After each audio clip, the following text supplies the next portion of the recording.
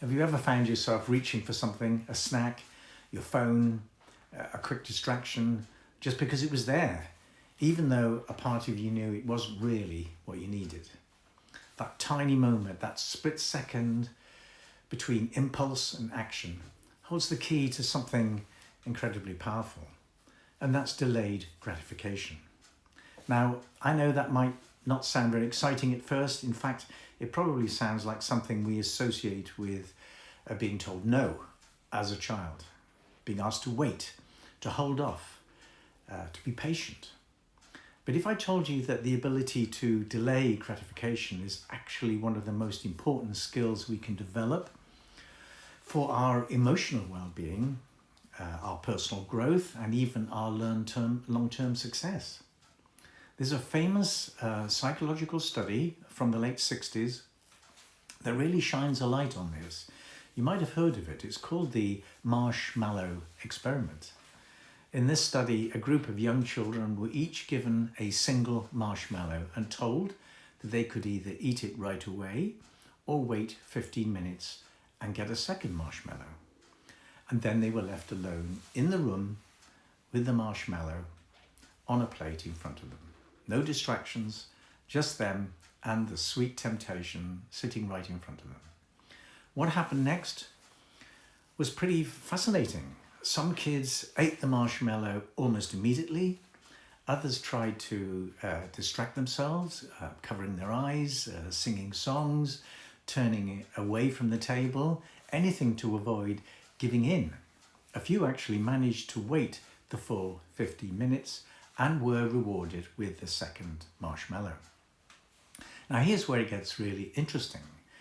Years later, researchers followed up with these same children, now adults, and what they found was that the ones who had managed to delay gratification, who had waited, tended to do better across all sorts of life domains. They had higher academic achievement, healthier relationships, better stress management, and more fulfilling careers, all from that one little moment of self-control. But this is really about marshmallows. It's about something much deeper. It's about how we relate to our own impulses, our cravings, our desire for immediate relief or pleasure. It's about how we manage ourselves when no one is watching. And that brings us to the idea of internal boundaries. Now, we hear a lot about boundaries in the contexts of other people, knowing when to say no, standing up for ourselves, protecting our time and energy. But internal boundaries, those are the quiet, often invisible lines we draw inside ourselves. They're the voice that says, I know you want this right now, but let's wait. Let's think. Let's make a choice that serves the bigger picture. Internal boundaries are about emotional maturity. They're what allows us to sit with discomfort without trying to numb it. They help us resist the lure of instant gratification when we know that something better, something more meaningful is just around the corner if we can just stay with ourselves a little longer. And the good news is this ability isn't fixed. It's something we can cultivate. Just like going to the gym strengthens our muscles, choosing to pause before acting on an impulse strengthens our internal boundaries. It builds the part of us that can make decisions from clarity, not compulsion. This doesn't mean we should never enjoy spontaneous pleasures. It's not about becoming rigid or self-denying. It's about choice.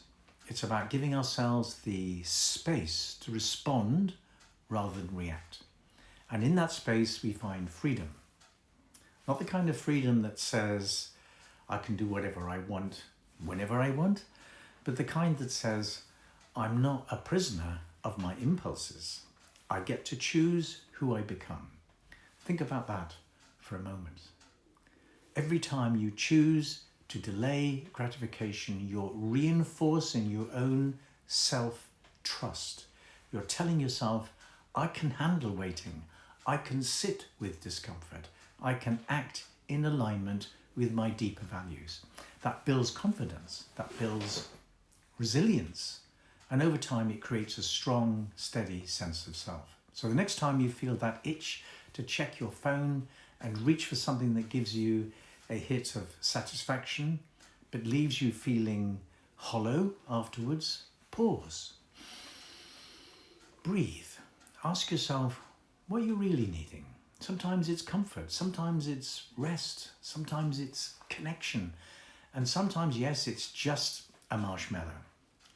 But if you can give yourself that moment of reflection, you've already won, because you're not just reacting, you're choosing to respond.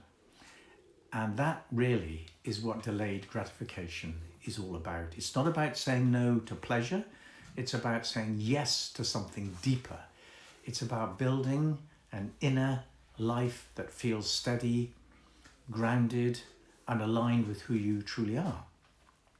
The marshmallow test wasn't a test of willpower. It was a doorway into a whole way of being, one where we lead ourselves with wisdom, one where we choose the long term over the short term, one where we build lives of meaning, not just moments of relief.